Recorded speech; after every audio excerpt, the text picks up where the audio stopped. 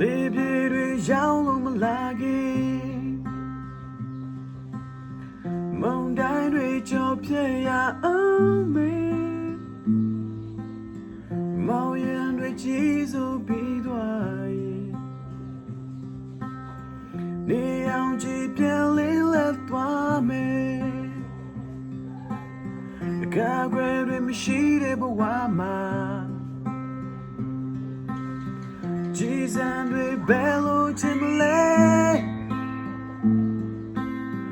နောက်တစ်ချိန်နာကတို့တွေကောင်းစားဖို့ရ